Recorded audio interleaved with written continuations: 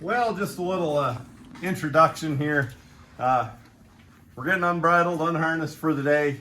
As you're going to see, we had a tangle up in the woods today. And that happens. It happens here and there.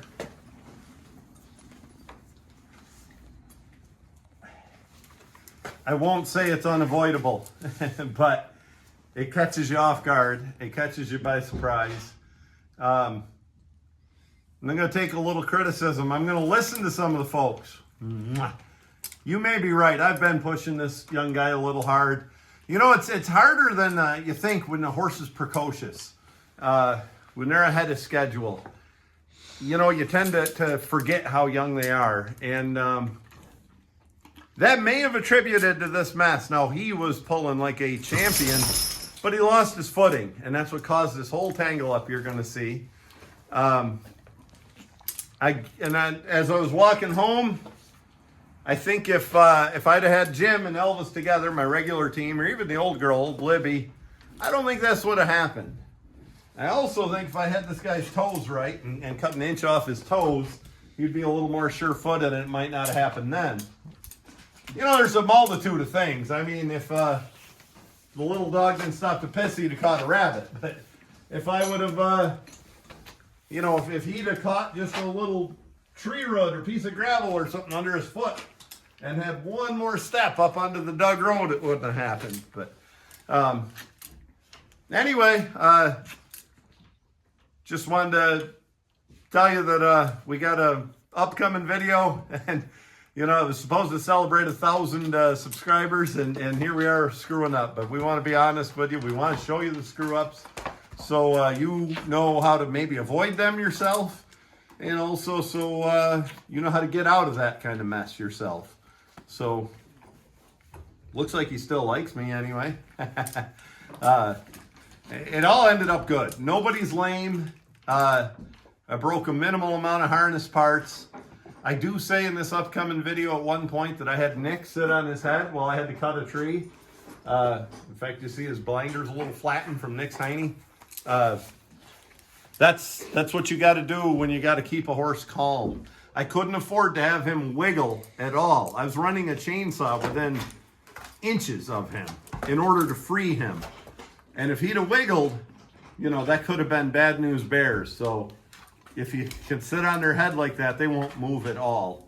And it was the time to use that. So, well, folks, again, feel free to give your criticisms and whatever, however you feel about this, and we'll go from there. Thanks.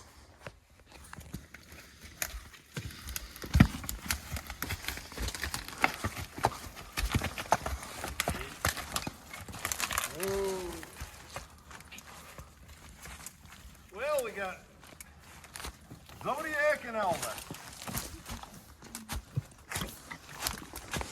Saturday morning here. They're a good boy. They just been through a lot. We get a little cocky, you know. I had 999 subscribers when I left home this morning, and I wanted to do a little something special when we hit 1,000 subscribers. So here's what we did special. You can film all this, Nick. We're not hiding anything. First damn thing I did is I hung a tree up that I intended to go down. And then when I hooked the horses to it, somebody ran out of footing, and my horse on the near side went down. Gosh, he must have done a full roll. The offside horse went way over the top of him. Oh, of course it flipped the cart. The near side horse ended up here with his feet in front of that and 1 foot over the top of the tongue. The tongue was sitting up here like this, and this tree was still standing. It was a damn mess, and it could have been worse. Nobody got hurt, but you know, I should have been a lot more careful. First damn thing I should have done is not hung that tree up. Let's take this step by step. Let's look right back here. You know, I moved it a little bit. And where were you when you hit 1,000 subscribers? Well, we were making a big mess. So here's the stump. This is what I had to work with. And that hinge wood is far too narrow. Well, not far too narrow, but a little too narrow. If that would have been back in here and that hinge wood would have been wider, I would have probably controlled that tree. Because if you see that notch, the tree was leaning backwards toward you, the camera. And if you see this notch, should have aimed that tree right near that red oak and got it down there. Instead, I hung it up into that walnut. Good news is I didn't know there's any walnut in this wood. We get to cut that tree. That'll be nice. So then I cut this slab off, backed my team up. Nick hooked me on, and they made a tremendous pull. And they were pulling right up through here. And I stopped them here, to be honest with you. Turned them up the hill. I wanted to get them up onto this dug road that my buddy made years ago. Shout out to you, Dave Fiersdorf. Dave Sr. made this road, but I know maybe Dave Jr.'s watching. Anyway, one horse got on the dug road. The other one had his front feet on the dug road, trying to get his back feet. And the butt of the log was all the way up here, and it was pulling backwards. And pulled the horses backwards. Tipped the cart, tipped the horses. Nobody's hurt. I don't know how after they went through all that. I had to take my jackknife and cut this. The front strap coming from the D-ring back. That's the only harness part I broke, actually. We had a heck of a time getting them loose because everything was tight. Oh, the other harness part I broke was this. The other jockey yoke. Oh, I actually had to chop it with an axe to get Elvie loose. So I guess I broke two harness parts. From there, I couldn't get the eveners out. We tried to hammer them with the axe. We couldn't get them out. Once I chopped that pony yoke with an axe, it freed up a lot of tension, and we could get Elvis on. Actually, no, we didn't even get Elvis unhooked, but we could get his Hames straps undone and lines and checks and stuff, and we got Elvis out of there, tied him to the tree. Then we had the young boy standing right where Nick is, and front feet were in front of that little stub where Nick's foot is, and back feet, one of them was over the top of this tongue. I cut that front strap. I unhooked everything I could, the Hames straps, check straps, the lines, and he just didn't have anywhere to go. But he was good and calm, and it's not like he thrashed until he didn't have any more fight in him. He was actually just sensible, which is unusual for that horse. I had to get the chainsaw. I had to cut these little parts. I used the tip of the day Andy Herzog showed me. We're going to show that later, where I made the notch first. But we got these cut, and that was not fun. That was right close to the horse. I had to have Nick sit on the horse's head just in case he was going to struggle. I didn't want to cut him.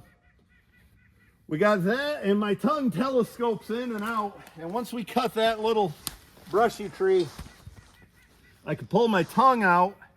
And then I took a PV, because this was all the way up here.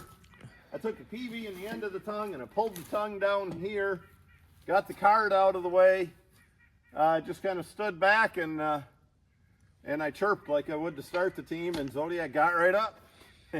Started nuzzling on Nick to get petted. Everything was good. What a mess.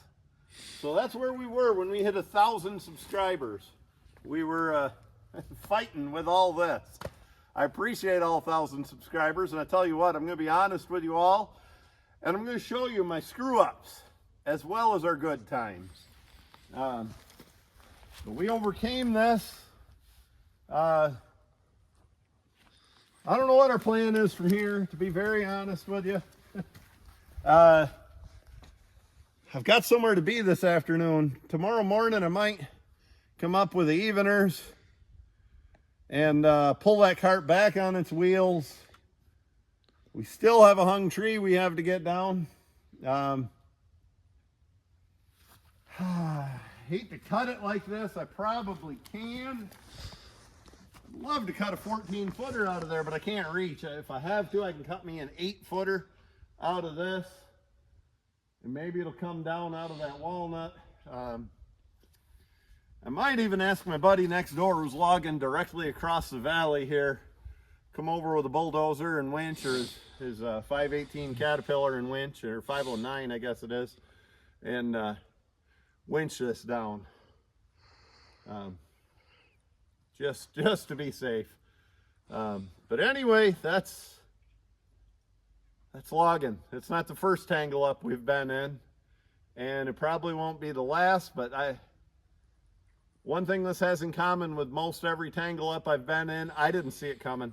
I thought that horse would just get traction. I thought maybe it would pull hard, and it did, but boy, they were pulling and acting really good. But I didn't realize that horse was going to lose traction. Of course, you know, he's long on the front toes. That doesn't help anything. It's time to get him reset. But anyway, we'll regroup. We're going to try it again tomorrow. And I want to thank everybody who's been a part of this 1,000 subscriber journey for us. It's been about 3 weeks and we hit 1,000 subscribers. I'd love to double that in the next 3 weeks and keep on going like this. But anyway, appreciate you all. And when we have a bad day like this, we're going to be honest with you and show you. Now, the reason we didn't film any of this, we were too damn busy for the horse's safety to worry about filming a video. Right now, we got them hooked back up. Everybody's up. We've walked them. Nobody's hurt. You know, we're safe now. So I thought, you know, let's show you what not to do.